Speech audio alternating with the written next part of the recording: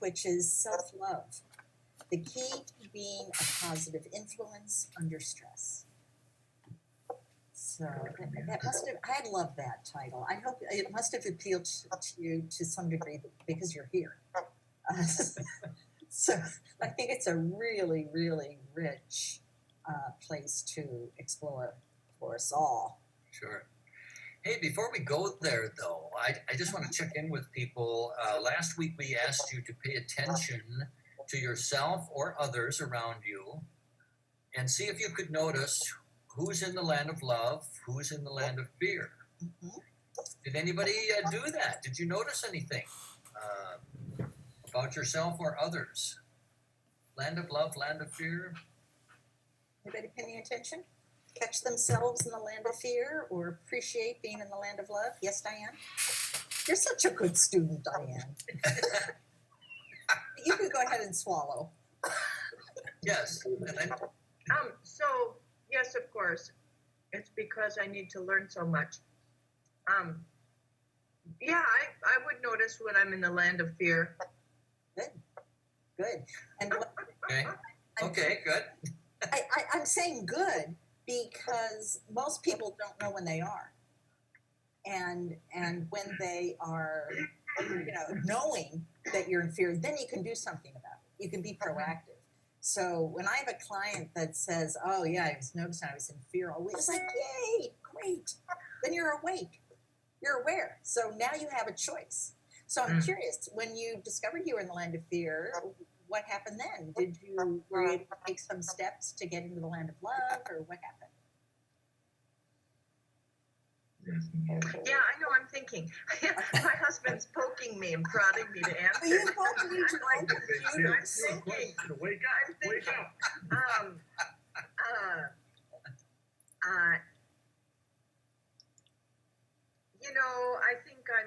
I think that possibly I'm so, this is so new that I probably wasn't even taking steps all the time to get myself out. I was just at the point of saying, oh, this is fear. I don't want to be here. Okay, all right, that's great. And I love what you said, because there's steps. And there are. So, practice noticing, first step. Mm-hmm. And then next step is, so now what? What do I want to do with that to get myself? Yeah, there was one time that I was drawn to fear, and it was dark, and it was I was already in bed. It was dark. We were trying to fall asleep, and just all of a sudden, fear kind of gripped me. Okay. And I knew I was tired, so I knew that I could sleep if I just allowed myself to relax somehow. So then I did some very conscious, purposeful breathing, deep breathing and breathing out intentionally, breathing in, breathing out. Excellent. And I fell right to sleep, actually, which is unusual. Good. Actually, that was one of the things you could do to get to the land of love, is to just be present and focus on your breathing. So excellent. So is this Glenn here that just joined us? We don't see him. I think it could be Glenn. Is Nani, is that his wife? I believe, yes. Yeah. Glenn, are you there? We think he's you're connecting. And while we're waiting for Glenn, Shirley, can you see everybody now? Yes, I can. I went out and I came back in.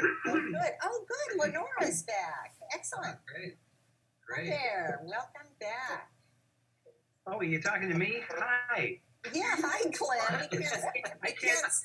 I can't see myself, so I don't know that I'm there or not. Well, we see, it says Nani Parsons. We can't see you either. So if you want to be seen, you would click on the video icon. Okay. Near the bottom left. At the bottom. We've got Lenora back. Oh, good. We have a nice group. Oh my. Well, we'll let you go play with that. Sorry, guys. I wanted to say, hi, Pookie. I haven't seen you in forever.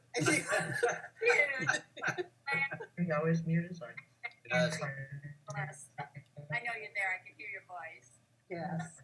And for Glenn and Lenora, who just chimed in, just want to remind you, we renewed our agreements of nobody gets to be wrong. This is not a political call, and and so what we were doing, just as you guys jumped in, we were checking in from last week if anyone noticed if they were in the land of love or fear. Yeah, there you go. Now we see you. Oh, there's Glenn. There. Sure. Yeah. I find a better angle. Okay, good. Yes, you want to show us your best side, I'm sure. Yeah, rather than looking It up your doesn't get any notes. better, unfortunately. Yes. Say, Yeah. Dawn, I was wondering if you wanted to say something or not, if we cut you off about that question of noticing land of love, land of fear. You talking to me? Yes, I am. Yeah, did you want to say anything or not? I don't Just know. that. No, but I do a Course in Miracles every morning, and so if I do the exercises, I'm constantly thinking about those kind of things. So Yes. Yeah. And that's where the inspiration for that whole triumph geography came from, is the Course in Miracles. Yeah. Yeah, With good. such limited ability to get out or anything, I have to say that the week is filled with land of love because it was only Jean and I. Oh, nice. I was caught with land of fear when I listened to Michael Osterholm. He was in discussion with 34 synods of the ELCA and saying what needed to be done. And sadly enough, he made the comment that the only reason we are wearing masks or washing our hands is to make us feel like we're doing something. He said it is purely airborne particles that you cannot stop with the flimsy masks we have. Only medical surgery masks can do Yeah. anything. So Flip, so when you heard that, Oh my. yeah, So I stopped. you noticed a difference in how you felt, right? You felt yourself pulled into the land of fear. Yeah. Oh yeah. Yeah. Good noticing. Good noticing. Mm-hmm. Yeah. That and we encourage you to continue to just pay attention with whether it's something you're seeing on television, whether it's a conversation and you feel good and all of a sudden you get, defensive. Just notice, because that's when you go to the land of fear. And then, of course, the next step is to get yourself back to the land of love if you want to feel good again. But yeah, this is a great game to play. Just notice. Yeah. I've been very impressed that Michael Osterholm has been used as a resource nationally, for his expertise, and being a Minnesota guy is pretty awesome, I think, but he's been interviewed many times and his opinions are, pretty accurate, I would guess, I would imagine. I don't question his knowledge at all. I'm sure he's right on. Okay, No guys, doubt I'm gonna pull you guys back because that could be a really interesting conversation. Oh yeah, And we're gonna focus on Hello. on our land of love stuff. Yeah. Sorry. That's all right. I love Michael Osterholm. How's that? Great. Well, it's a good thing nobody can be wrong. That's right. Yeah. That's right. Yeah. Say, before we jump in, we just wanted to mention too, we've had some questions about some of our other programming that we do. And so we've decided that for those who would like to stay on at the end of the call today, we would like to share more about our Life Mastery program, which has gotten the most questions so far. And we'll tell you a little bit more about that. It won't take a long time, but we'll take 10 or 15 minutes at the end of the call today. For those of you who would like to hear more about our Life Mastery program, just hang on a little bit longer. And when we end this call, we actually won't cut it off. Mhm. Those that want to leave can leave, and those that want to stay and hear more can do that. Big choice. Yeah. Yeah. So, Good. so how would you like to live in a land of feeling confident and authentic Mhm.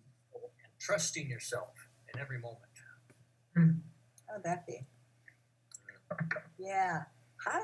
Imagine everyday life where you have this beautiful, loving relationship with yourself that doesn't matter who you're with or where you go or what you're doing, you feel absolutely aligned with this.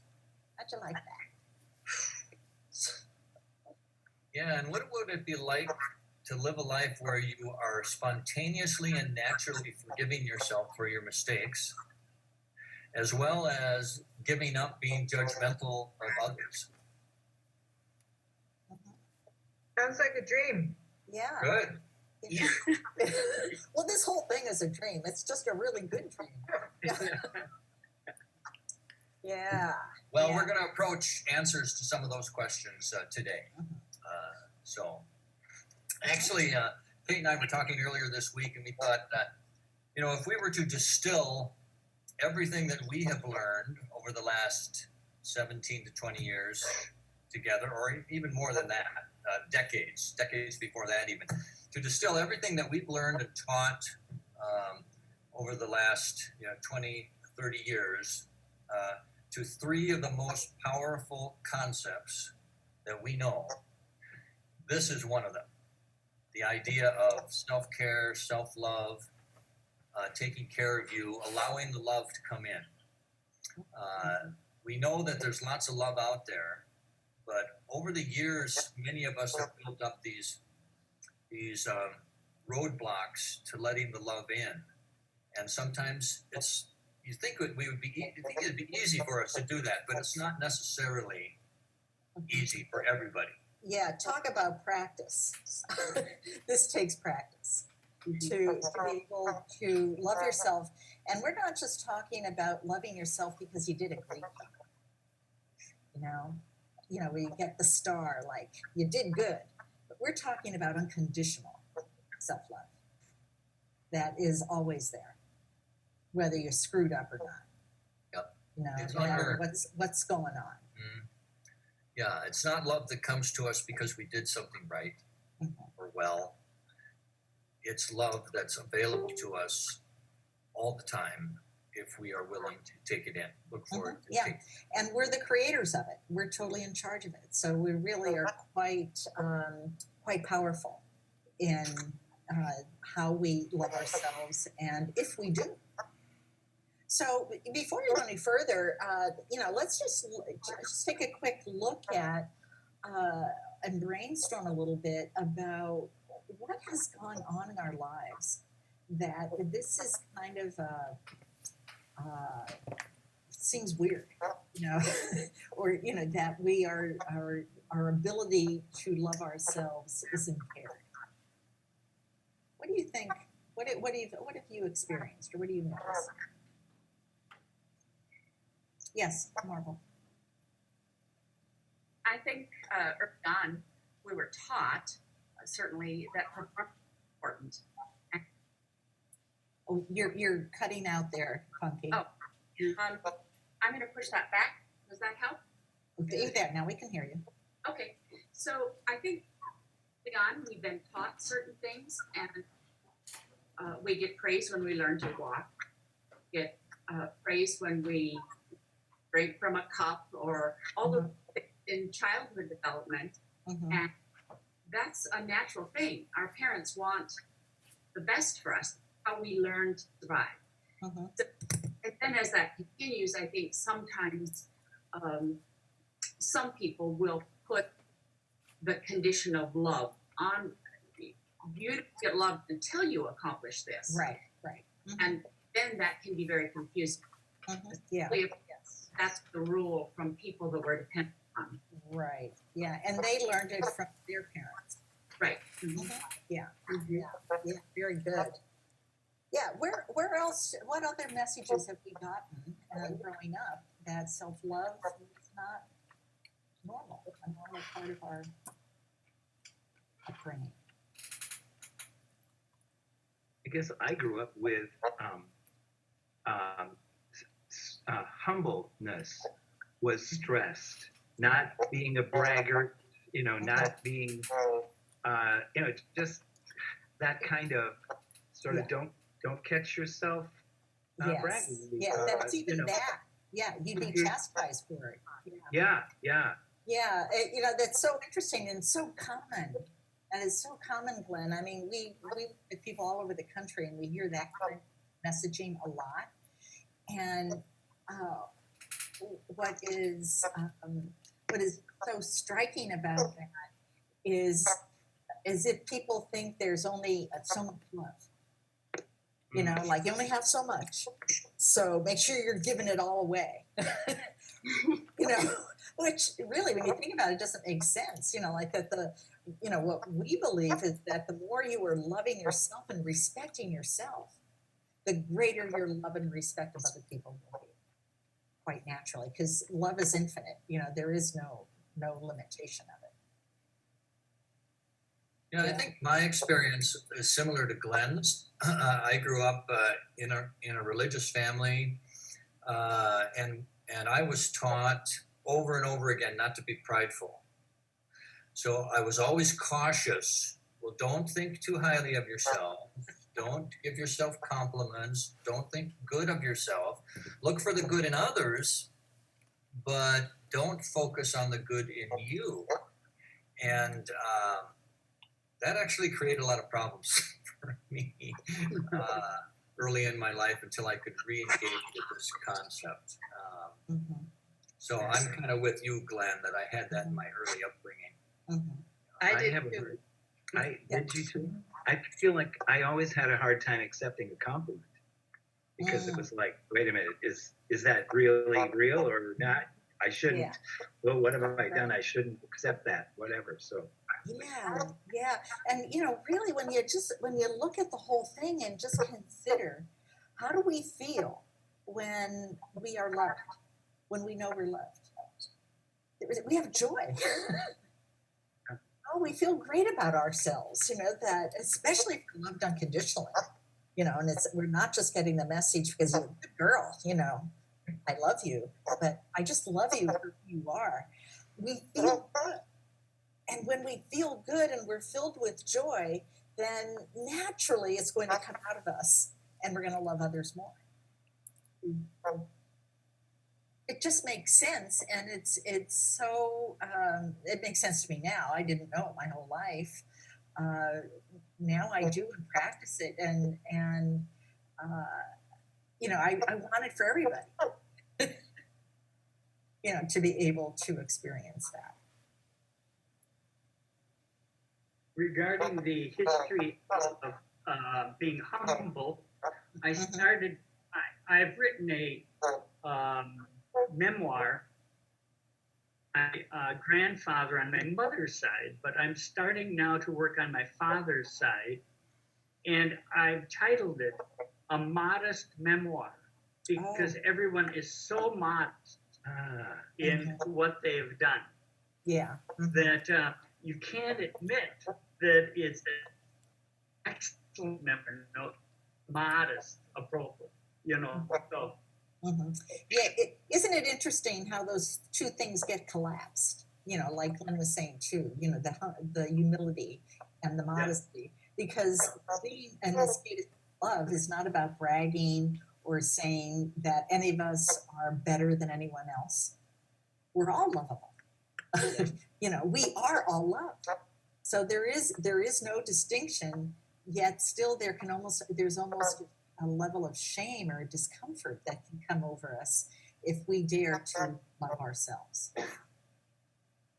Yeah, I think, for those of you that got to listen to that audio link that we shared about Anita Morjani, if you did not have the chance to listen, we encourage you to, because it was, she grew up not without a really strong teaching of self-love, was very much a people pleaser and not a very happy young woman growing up until she, she had a near-death experience with advanced lymphoma cancer. And it's just remarkable that she was brought back. And to hear her tell her story is just unbelievable. And, we don't have to have a near-death experience to experience the degree of love that she has, that she knows. Wow.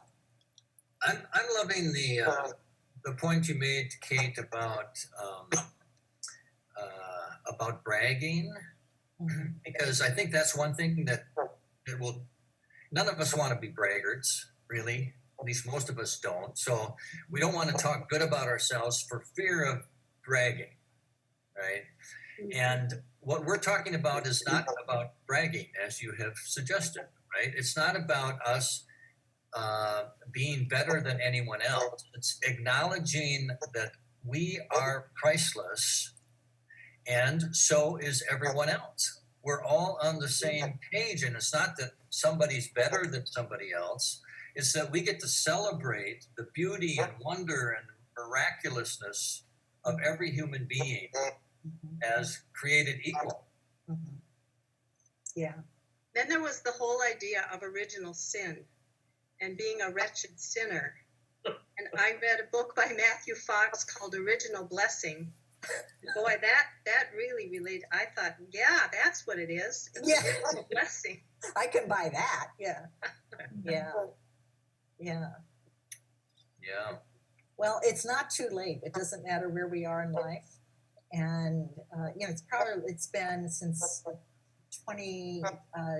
about 20 years for me that I've gotten into this concept and have studied it and practiced it and have experienced the power of it. So it's funny because when I have a new coaching client, this is always where our coaching begins. Like in the first session, this is what we start uncovering. And I think it is imperative for all of us to have a really healthy relationship with ourselves in a very loving way, to be able to really live up to our purpose in life and to be of service to others and to be able to be have joy in our lives. I think it's mandatory. And when it's unconditional, it's not just always striving to achieve, to be lovable. It is inherent. I heard a sermon years ago that kind of helped me to understand why we have such a hard time accepting unconditional love, because as someone else had mentioned, as we grow up, we get things like when it's our birthday or, when it's some special thing. And if somebody just gives us a gift out of the blue, we say, well, what did I do to deserve this? Right. We don't feel we're deserving because all along the way we've gotten gifts because of a certain time or a certain occasion. Yes, right.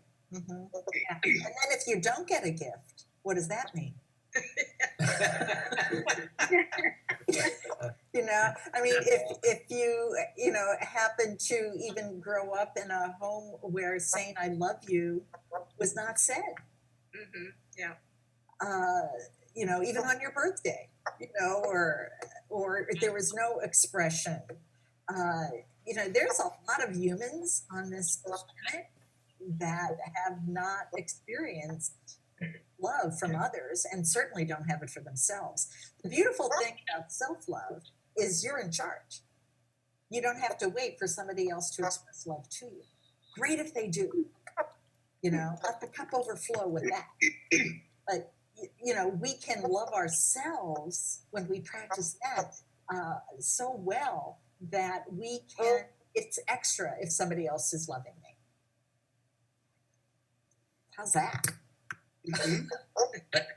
That's cool, because I used to think that if I wasn't feeling love from other people, either I didn't deserve it or I must not be lovable or something, like Something wrong with you.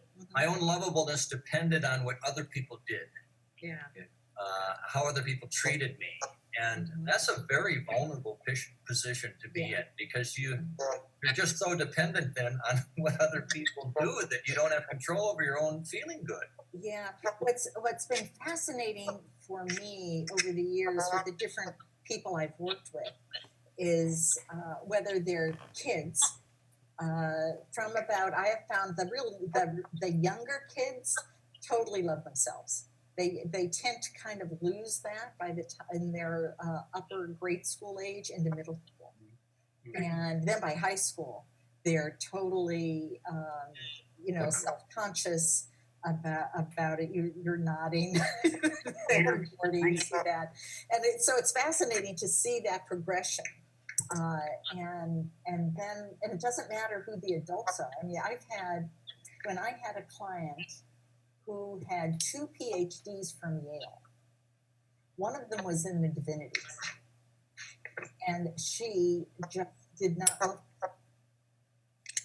And I was dumbstruck. I was really intimidated by her because she had 2 PhDs from Yale. And here she was coming to me because I had something that I could help her with. And so there's no one exempt. I'm sure there are kids that grew up feeling loved and are taught loved and it's unconditional. I think that's pretty rare. I think most of us have lived a life that we have really struggled to get in, thinking once we do, then I'll be lovable. Or when I do this, then I will have reached it. Be deserving. I'm hearing a little bit of an echo at times. Me Is too. anybody else hearing that? Yes. I am too. Yes. I wonder if we could all mute ourselves until we want to talk, and maybe that will eliminate some of that. I don't know. Okay. I will mute myself. All right. Okay. I'm not so sure I know how to mute. Okay. and Karen's saying, if only thinking. I'm not sure what you mean, Karen. If only thinking. I mean, how we think is definitely is a direct connection. How we think of ourselves definitely, is a byproduct of the love. When we're, most of us humans have a habit of the things we say to ourselves are negative. They're not very loving.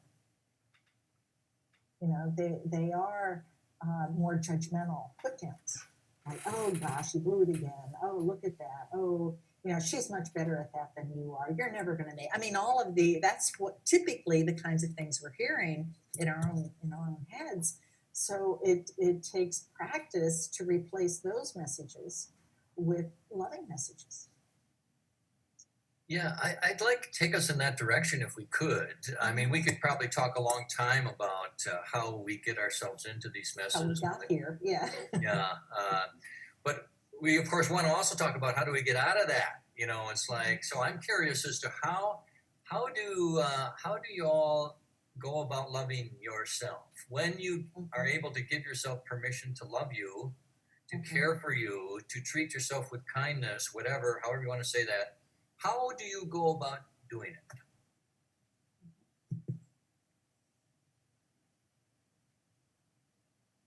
Yeah, Punky? One of the things that I've learned to say to myself, if I'm either surprised that I didn't know something or feel badly that I didn't know something, I offer myself this question. Well, how could you have known? Good. And the reason is no one told you, no one put it in writing, no one called you, no one texted you. How could you have known they were upset or that they were feeling badly or that something that you said or did or didn't do turned the tide in their behavior? How could I have known? And it's just filled with such a happy tone. It's got that Norwegian uplift at the end of the sentence. How could I have known? Like Minnesotan, how to talk Minnesotan. And it's very forgiving in its tone. So I offer that to myself frequently. Nice. Thank you, Punky. What else? How else do you love yourself, folks?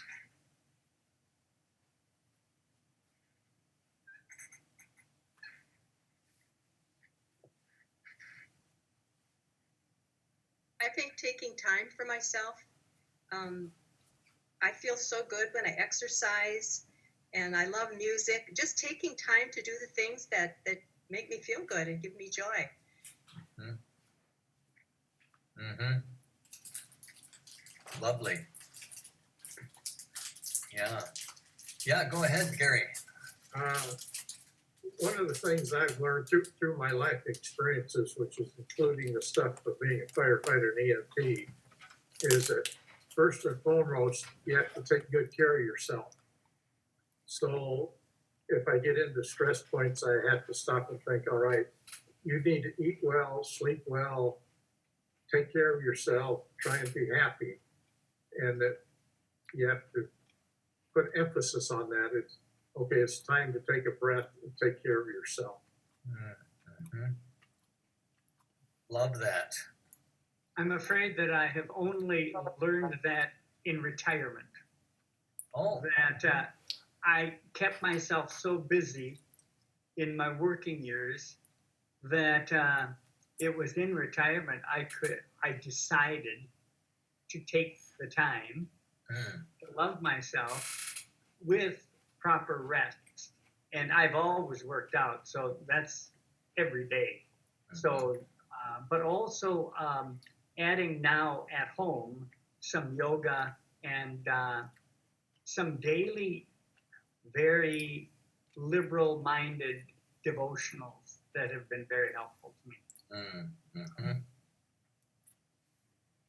Boy, you said a lot there, both physically taking care of yourself, allowing yourself more good things in life, not feeling like you have to be serving all the time others. Really good comments. And then the devotional time, the quiet time, some really good suggestions in there. Thank you, Bill.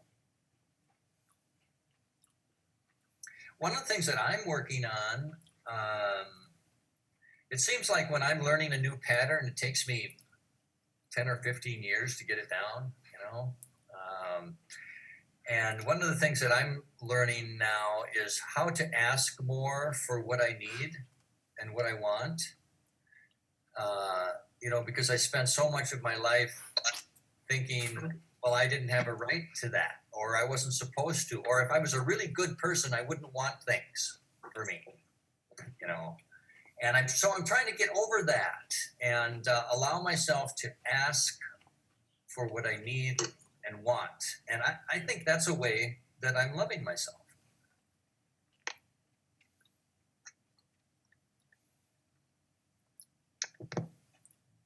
Everybody, can you hear me? Yes. I Welcome back. my electricity went off. That's something we didn't think about happening. Oh, so now I get to see what it's like to do this from a phone. All right, but I can only see David in this. Oh, well. But all right, well, I'm just glad I'm on. So. All right, David, carry on. Lead on. Yeah, well, we're moving here. Okay, good. How about some of you others? How do you take care of you? How do you nurture yourself?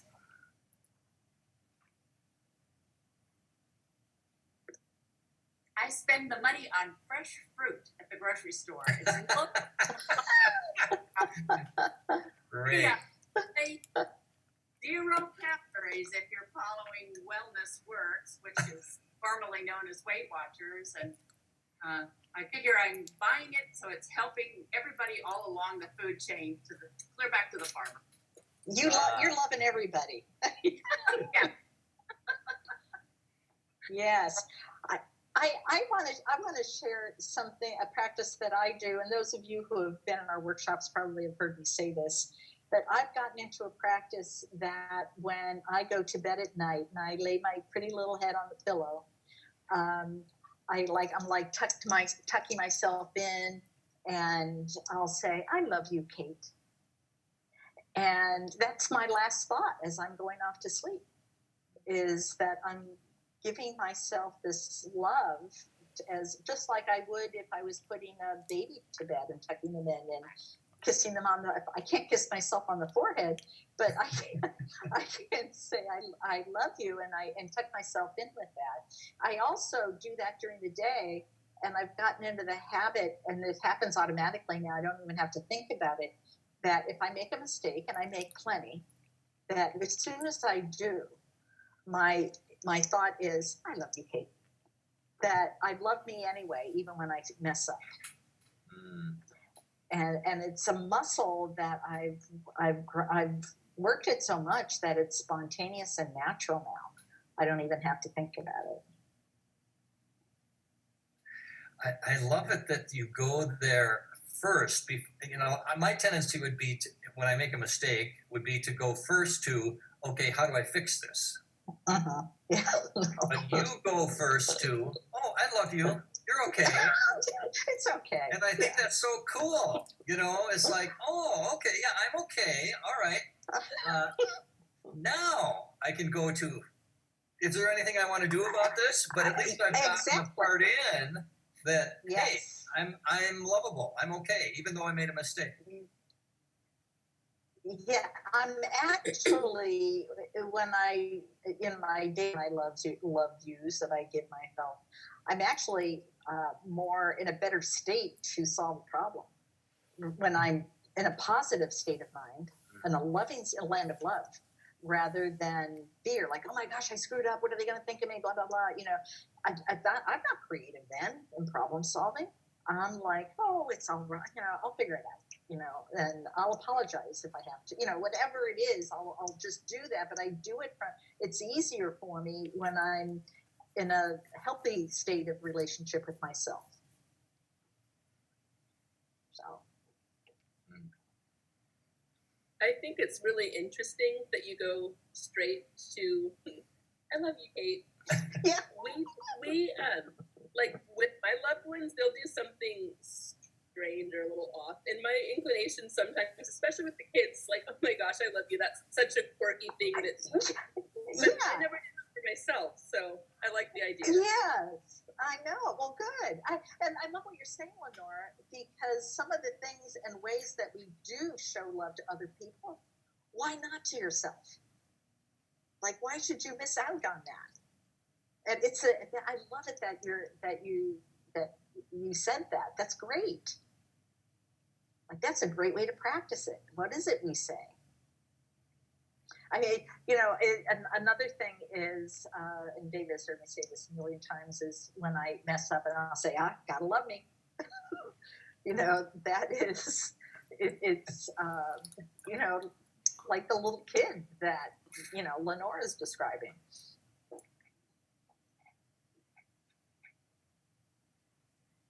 Did I get lost again? I still hear you. Oh, okay, good. See, I can't see anybody anymore. Oh, so okay. I Try feel like scrolling from right to left. It might bring up a different view for you. Scroll right. Oh, maybe go the other way. I love you, One more time. Lenore. Oh, there. Thank you. Okay. All right. I see some of you now anyway. I look better on the bigger screen though. My hair looks flat. I'm wondering love if me either, anyway. if either the Molars have anything to say, because I've got one that I'm thinking of that I want to acknowledge you for, that I see in you all the time, Mr. Molar. What do you see in yourself about how you take care of yourself? I've been just thinking about this, you know. I don't know if it's self-love. I talk to myself all the time. Yeah. I am constantly in conversations with myself. Like, I'll be out, Diane will see me out mowing, And she literally sees my lips moving and she's like, "What are you doing?" And I'm like, "Well, I'm processing some things that I need to do." Or if I'm driving down the road, I will have conversations with myself if I'm alone. And they're, it's how I process things, and how I show self-love is doing something that I enjoy. If it's sometimes it's as simple as sitting down and watching a good movie, or watching a football game, or even taking a nap.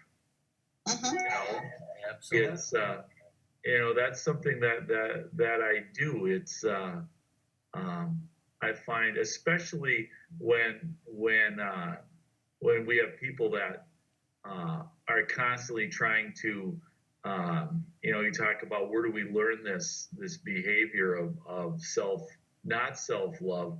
I mean, you think about it, when you're a little kid at Christmas, you're going to get coal in your stocking, or are you going to get, Right. you know, Right. it- The good little girls and boys, or the naughty yeah, ones. we do little girls, boys, Yeah. and growing up in a religious family, I remember the story my mom said one time about my, I think it was my sister was making faces in a mirror.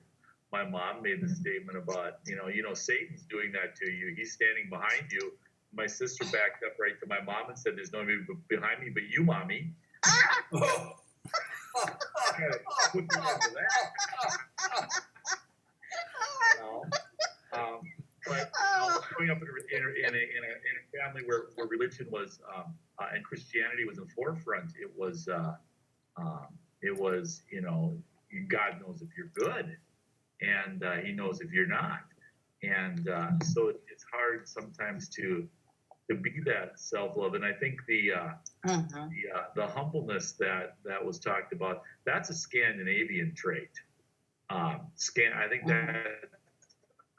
think that's a Scandinavian trait, because it's really it was really evident in our house growing up, that when you did something good, you didn't need to brag about it. You just, and so for me, it's doing something that I enjoy, and when somebody's trying to take that away from me, I just go off and I talk to myself, because I'm not going to have a conflict with anybody over this. I'm going to process it and be done with it. So I'm curious, Gordy, in those self conversations, are they pretty much loving conversations? They are neutral. They're neutral. It's and sometimes they're, well, actually I shouldn't say that. Sometimes they're conversations with people that I wish I could have, but I'm not going to, because it's not fruitful. You know what I mean? It's not a fruitful conversation to have that with somebody. And it's things that I wish I could say, but I know I'm not going to say, because it's not productive, because it's their issue, not mine.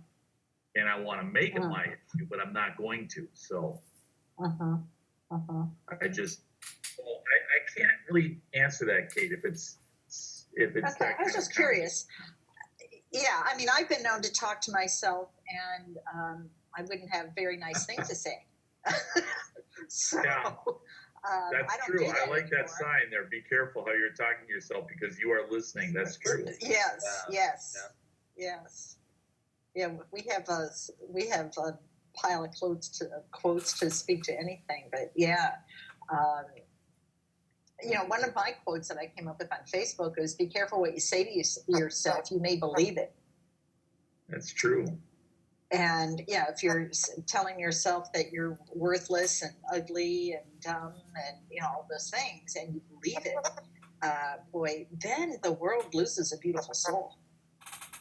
Because we're so diminished and feeling unworthy, that there's less of us that we can give away then, and that is a shame. I mean, this is so the opposite of bragging. It is about giving, because the more we are giving love to ourselves, the more capable and set up we are to love others and forgive others and to understand others and to have compassion for others. You know, it's the portal for, that's why we titled this about the way we did about having a positive impact, or whatever we titled it. Yeah, positive influence. I'm I'm just really appreciating, Gordy, that you are aware that you do things that you like to do. I have a coffee cup that says, maybe some of you have seen it, do more of what makes you happy. And that's what you're talking about, Gordy, doing more of what makes you happy. I know that you love kids, you love football, you love Superman, you love choirs and singing, and you do a lot of what you love to do, and it really shows.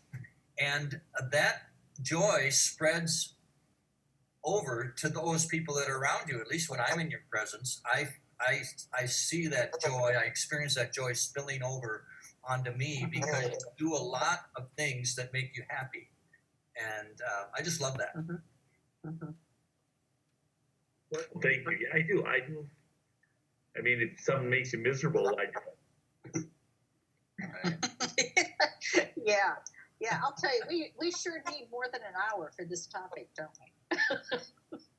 You know, when we're looking at all of the nuances of this and how it affects the different ways love or lack of self-love can affect us, and then how that is, you know, moves into those around us. You know, what we're teaching our kids, what we are, how we show up in the world.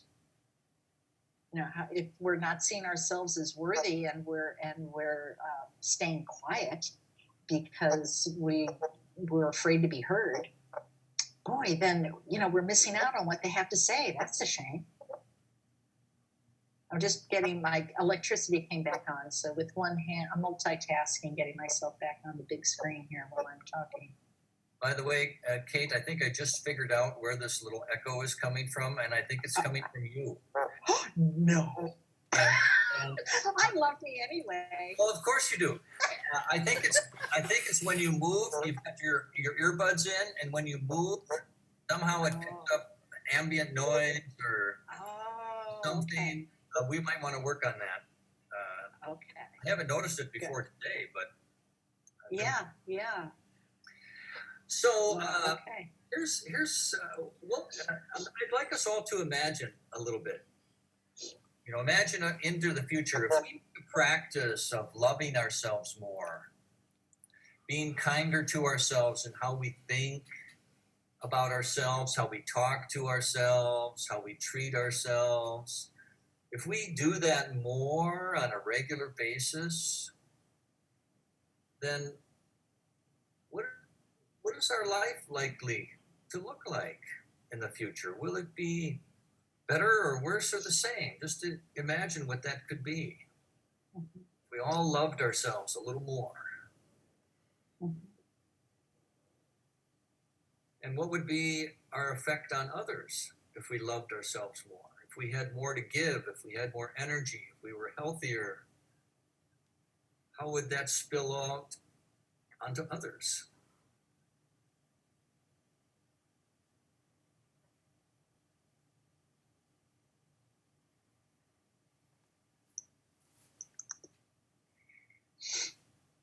I think a great place as you ponder this question is to begin by imagining how you would feel.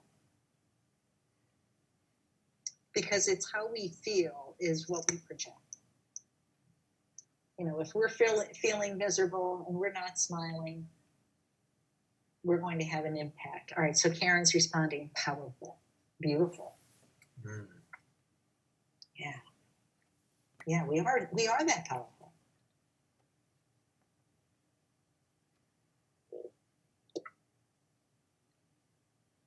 I imagine myself being happier. One thing I've noticed is that I'm more tolerant of other people because I've kind of lived in this world of extrovert, right brain, left brain. Like when but as I've taken better care of myself, I've become more tolerant of other people's viewpoints. Oh, beautiful example. Yes. Yes, I love what you're saying, Gary, because it's when we are judgmental, it's simply a reflection of how we see ourselves, our lack of tolerance in ourselves. And so when we're working on tolerating, understanding, having compassion for, and loving ourselves, you just naturally see the impact that you're noticing in others that are even different than you. That's a great example. I think you're hitting on a marvelous truth here, Gary, because how we think about or treat others is always about feeling better ourselves. If we put somebody down, we do it because we want to feel better ourselves, right? If we treat somebody badly or we judge somebody, we want to make them lower than us or less important than us so that we can feel better. And what you're telling us is when I feel better about myself, I no longer have a need to do that. Mm-hmm. I don't have to put other people down. I don't have to judge other people because I'm already feeling good. So I don't need to do that to others to make myself feel better. Mm-hmm. That's what you're making me think of. Mm-hmm. Yeah, there's so many nuances that go into that.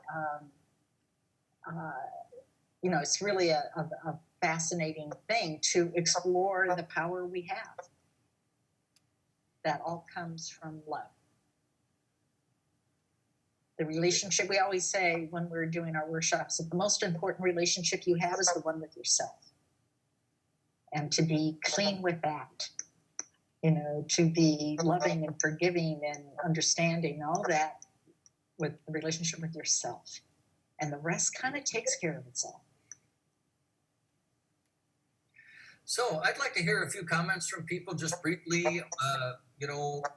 How will you love yourself more? Based on our discussion today, what will you do a little bit more of so that you feel better? So that you're nurturing, caring, loving yourself. I mean, we all want to make other people happy, right? So how about if we're one of the ones we want to make happy and start with you? Yeah. What are you going to do for yourself? I'd like to hear from a few if willing. I start easier on my that loving myself is up to me and no one else. I'm sorry, it got a little garbled for me, Phil. Say that again. Okay, that loving myself is up to me and no one else. Ah, right. Good. Thank you. And for me, it was expanding on myself. And as hard as it was to saying, well, that's good enough, instead of always striving for perfection. Tolerant first. Oh, I love that. That not expecting perfection is a way of loving ourselves. Yes. So that's cool. Yeah, such a common trap too for people. Excellent. One more before we say goodbye. Anybody? Are we on? Can you You're hear on. me? Oh, I feel as though I'm kind of a baby at this loving yourself thing, because I don't do it well. And even though, I'm in my 6th decade of living, I feel like I'm still a baby at this. And part of me wonders why I'm so committed to guilt or shame. I'm pretty committed to that. And so I'd like to change it. So I do. I read. I do things like this. I journal. I do things. Okay, so, but when you said, how can I begin to love myself better this week? My thought for me is that I can begin by just being gentler with myself, because I tend to be extremely harsh with myself. Great place to start, Diane. I love that. That'll make a big difference. Cool. Thank you. What a wonderful. I feel uplifted. By being with you people today. That's really fun. Mm-hmm. Kate, tell us what's coming up next week. Okay. Let's see. My sheets are all out of order. Okay, I can tell them. Yeah, please. Yeah, the That's title why there's two of us. is The Power of Perspective, the Art of Framing How We Experience Life. The Art of Perspective. The art of reframing how we experience life. And so we're going to talk about reframing, which is a way of shifting how we think about things. And we'll delve into that in a deeper way in order to gain more strength and power in our ability to shift our perspective in order to handle life more easily. Yeah, and when you think about it, the things we've been talking about in these past weeks since we've been doing these calls is about reframing. Today we're reframing the concept about love and self-love. Right. So we'll go into that in a broader way. Yes. So you'll get your wish, Kate, that we'll do more than 1 hour. Yeah, good. I have a karaoke Zoom date with my sisters, so I'm going to have to leave. Oh, okay. All right. All right. We love to sing, so I'm excited about that too. Oh, good. Have fun. That's a self-loving thing to do. Yeah. Thank you Yeah, very much. Perfect timing. Good to Right. see you. And those that would like to stay on and hear more about our Life Mastery program, you can do that. And if you're not interested in that, we'll say goodbye. See you later.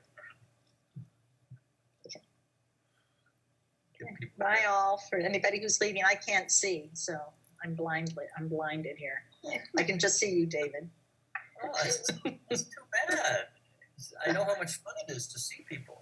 I know, and I'm trying to get back on my computer, but I can't even get in. I was going to go to Facebook because Zoom won't let me in. Oh.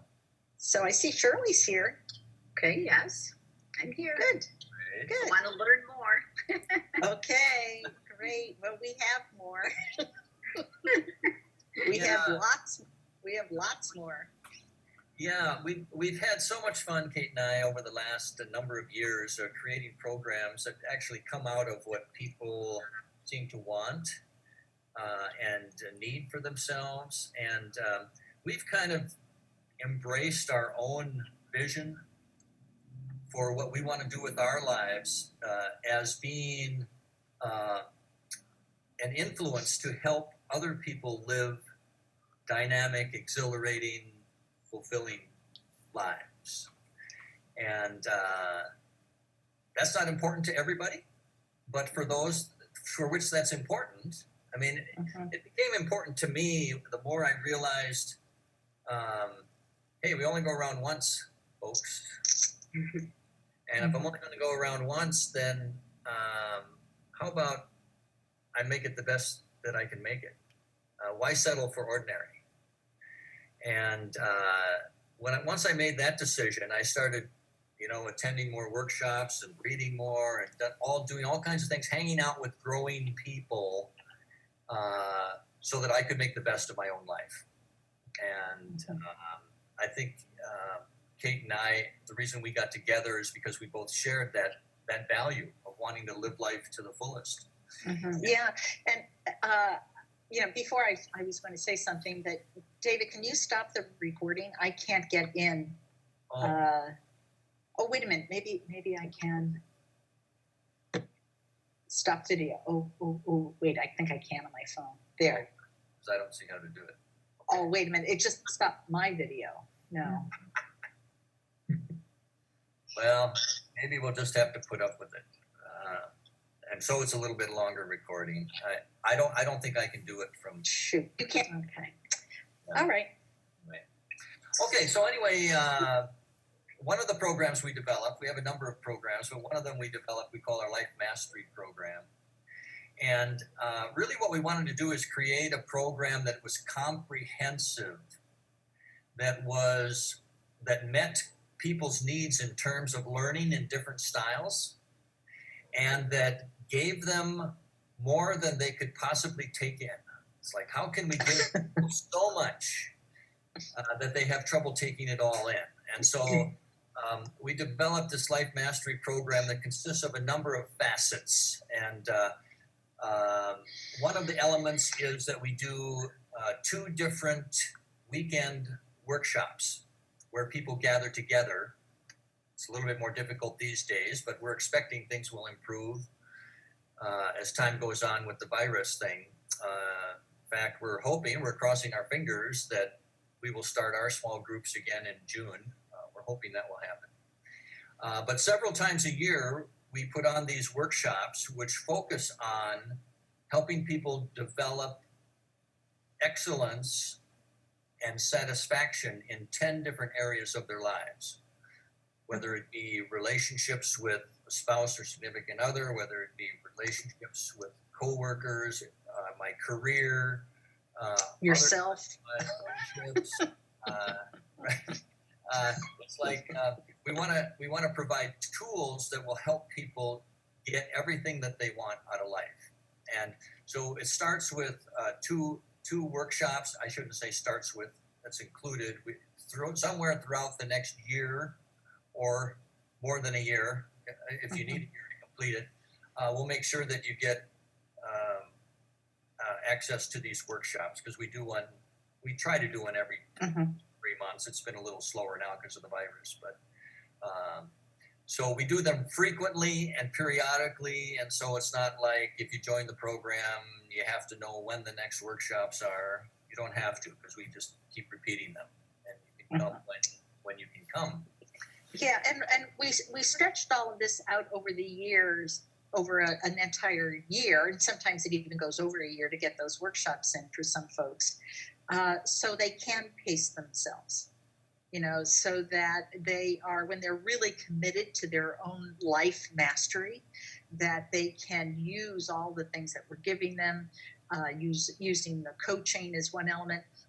There's also, we have a program called Fulfillionaire, which is a series of videos that David and I have been making for several years now that come into your inbox every Monday morning. So you get this weekly, see us every week, some daily inspiration, that inspiration, weekly inspiration. We also have included in the program is a Dealing with Difficult People audio series, which goes along, as well as a copy of each of our books. And are we missing anything? That the also included is the ability to bring a guest to both of the workshops with you at no charge. Yeah, that's pretty cool. Yeah. What we tried to do is we want you to have as much support as possible. So if you imagine the different facets here, we're trying to give support in as many ways as possible. There's the in-person support with the workshops. There's the bringing a friend along so that you can learn things at the same time and support each other when you go back home. There's the video series so that you can learn on your own. There's the audio series that Kate mentioned, and you skipped over it pretty fast, Kate, but one of the programs that are parts of it that people like a lot is the coaching part of it. And as I thought you had mentioned that. Yeah.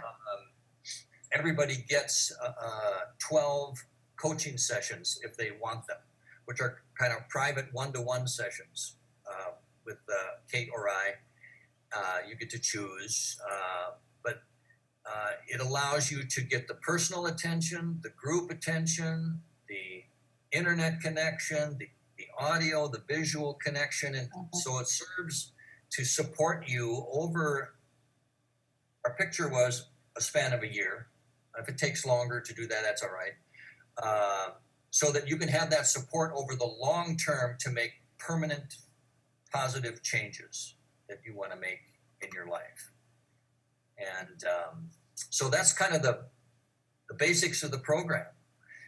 Now, what is the cost? The cost for this is, well, we have, when we present this to people who have already had some of our trainings, we offer it for $1,397. It covers everything.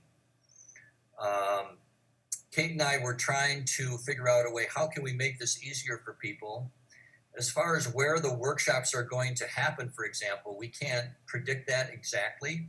Some of them will be out on the East Coast. Some of them might be in Minnesota, but we can't guarantee that. It depends on how many people would sign up to come to Minnesota, or where people are coming from, whether it be California or Texas or wherever. And so since that's quite unpredictable, what we want to do is we would like to gift you with the help of covering transportation to get wherever you need to go to attend to these workshops. So what we're doing is we want to do that by knocking off $500 off that $1,397 price that you can put towards transportation. Whether that's a flight or a drive or wherever you need to go to get where you're going, we want to help you get there. And so if you take the $500 off the $1,397, it gets to be $897 for the whole program. And that is by far the best offer we've ever been able to make to people. Yeah, we've never done it before. So. And so we're hoping that some of you might be interested in that. If you are welcome to participate. So any questions so far about this that are coming up for you? That you might want to ask. Lenora, did you have a question? Yeah, I do have a question. So you said that you have a year plus to go through the program. I have two questions. Number one, does it matter when you start? And number two, is there a particular progression that you follow, or is it like you fit things in as you can? Yeah, you can actually, once somebody signs up for the program, they may not, let's say it doesn't work out date-wise to attend a workshop for 5 months. That's fine. But when they start, they get everything else in the program. The coaching, they have access to the coaching, and the coaching goes for a year. We don't let that go on indefinitely. But they get signed up for the Fulfillionaire, the audiobook, they get the books. Everything starts at that point. And we do recommend that the coaching begins then. And if it's a few months before they get to a training, they're really primed and ready then. And it can also work in reverse. If it's convenient, there happens to be a training coming up very soon, and that might be very early in their process. Then they start off with that and then continue with, the other modalities in between. So there's a lot of flexibility. You're not really locked in.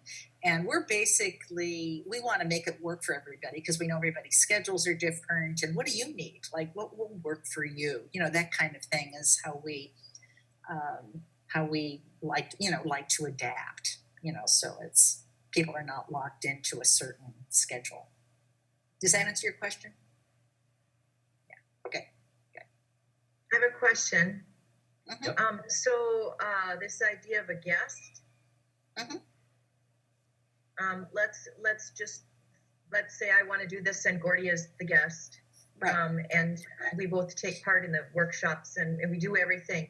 But this 12 sessions thing, does that mean I get a personal session for 6 and he gets 6, or do we both get 12, or what do we get? Well, the way it's been done is whoever is the sign up person, they get the coaching. And gotcha. we do recommend that you get the full 12. The nice perk of having a spouse or a really close friend attend the workshops with you, not everybody takes advantage of that. It's great when they do, because then you have somebody who knows the language that you can support each other along the way. So it really enhances the whole experience, you know, for both of you. And, you know, So you're talking about like both of us could sit in on a session. Is that what you're saying? No, I was talking about the workshops. Yeah, I'm talking about the workshops that you both attend, the workshops. And we recommend whoever is the primary sign-up person that they get the coaching. Because, you know, you're going to get more out of 12 sessions of coaching than you will with 6. And we want you to get the maximum out of the program. David, are you lining up with me there? I can't see. That's the way we've done it. It makes sense to me. Yeah. And I don't know how many of you have been to our website, triumphleadership.com, but if you go there and spend very much time there, you'll start to see the value really of what we're offering here. For example, to sign up for the Fulfillionaire Club all by itself off our website is $708. That's just for the Fulfillionaire Club, right? That's included in this program. If you want to just do the coaching and not do the workshops, you don't have to do everything. But if you just want to do the coaching, just to get the 12 coaching sessions would be $2,400 if you bought that separately. Yeah. So what we're trying to do is offer some very deep discounts here so that you will take advantage of the comprehensiveness of the program, take advantage of as many pieces of it as you possibly can. Are the workshops usually a 2-day workshop? What are they? Yeah. How do they run? It's a weekend. Yeah, it's Weekend, Saturday and Sunday all day. And we've done them in Corning, New York, Williamsport, Pennsylvania, and Albert Lee. So it's pretty much been in either of our locales, in the ones that we've done so far. Although we have had some people travel, so you know that sometimes happens. We'd love to be able to do them all over the country, and if we had enough people hearing about us, you know, and word, you know, it's funny because word of mouth has been our greatest advertiser, and you know, it's too bad that we haven't had more people who have done Life Mastery that have been on these calls because they. You know, but some of the comments that we hear is just that it's been life-changing. And these are the folks that really committed to themselves. You know, that, yeah, I am in, I am ready. This time is, the time is, I'm right. You know, this is the time. And it's, you know, it's really exciting to see what can happen even in a year. Yeah, we've created it to be life-changing. Actually, that was our intention. It's not about just learning more things. It's about transforming. It's about transforming your life. It's about putting yourself on an entirely new trajectory into the future of your own making that is positive and filled with hope because you've got all these tools that you learn in the course of the year. Yeah. So anyway, we don't want to take any more time really necessarily to talk about this, but we're just curious who is intrigued by this and who might be interested in talking a bit more with us about it. If so, we can call you and talk to you about it. Yeah. Okay. I think we will. Okay. Interested. Okay. Great. Yep. Great. And thank you. So now I know more about it too, so I can share it. Yes. Okay. And Karen, did I see something pop up there briefly? Karen, Yes. Karen, Lenora. And I'd like to know more too. Okay. All right. So Lenora, I can get in touch with you by messenger, and I will get your phone number. Okay. I'll actually log on to Facebook and Karen, and leave that for you. Yeah. As soon as I can get back on, I'm just realizing how lost I am without my normal technology. Oh, right. How about Karen? How do we reach Karen? Karen, how would you like us to contact you? I have Karen's email Oh, you do? because we've emailed back and forth. Yeah, so I can reach out to Karen and Lenora. And we have Diane's phone number as well as email, so reach her. Glad you get a hold of me through her. I got to run and take care of something. Dave and Kate, thank you very much. We'll see you Okay, next great Saturday. to see you. Okay, bye, Gordy. Yeah, very good. Okay, well, great. Well, thanks once again. For me, hanging out with people like you that are wanting to grow and make life bigger and more peaceful and more loving and more gentle and more exciting, it's just a thrill for me to hang out with people like you. So I just love it. Yeah. I wanted to say thank you to you also. I haven't done the life mastery class, obviously, but I have taken a few of your and Kate's. I'm looking at you, David, and I don't know why I do this on Zoom. I look at people like they know I'm talking to them. So Yeah, I know, I do too. Yeah, it's about connection. Yeah.